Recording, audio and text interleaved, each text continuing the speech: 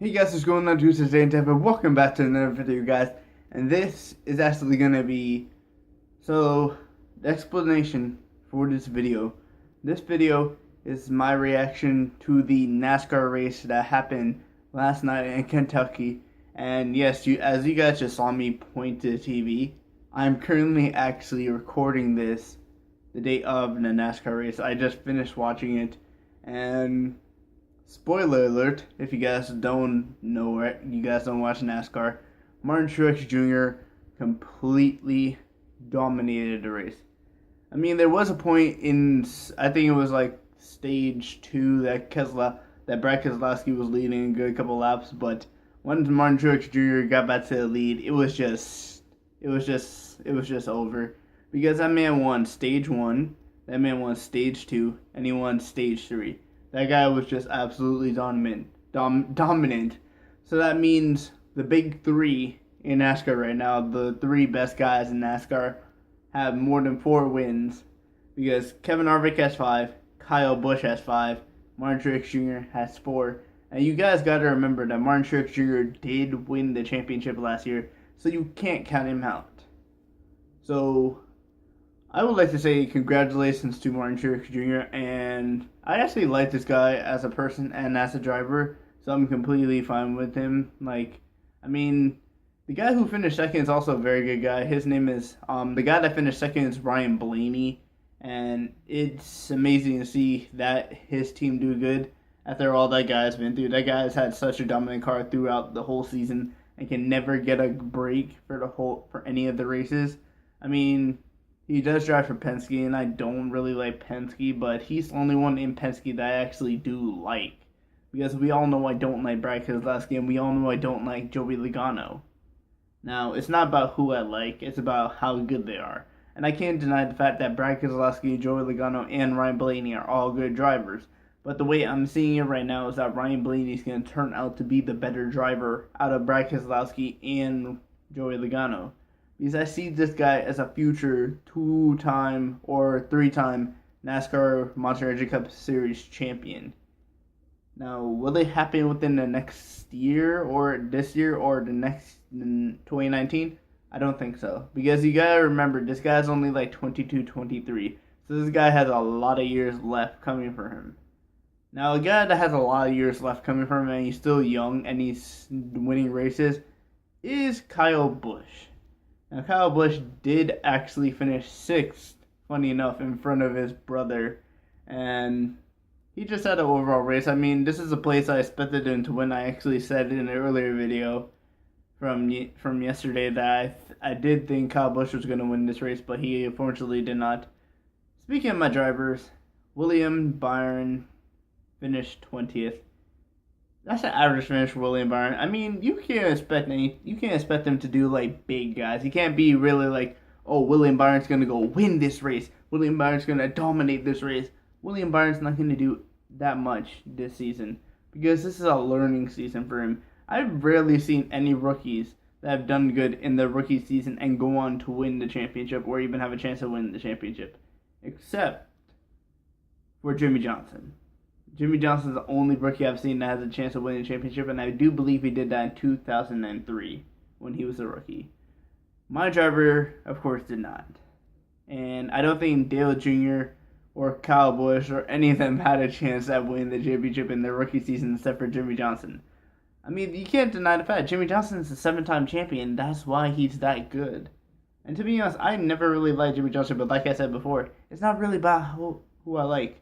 It's about how good they are and how good they can drive the car. So, my mistake. Kyle Busch actually finished 4th. I just looking at the results now. Kevin Harvick finished 5th. So, congratulations to Kyle Busch on the top 5, and I'm very happy to see him get a top 5.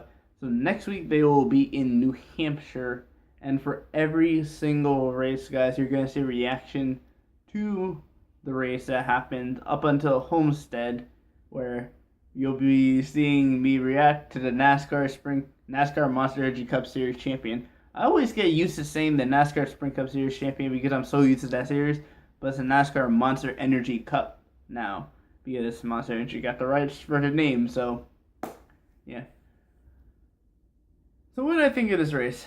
I mean, it was just an ordinary race. I mean, of course, with Martin Truex Jr. winning and just completely dominating a race, it was kind of boring to watch.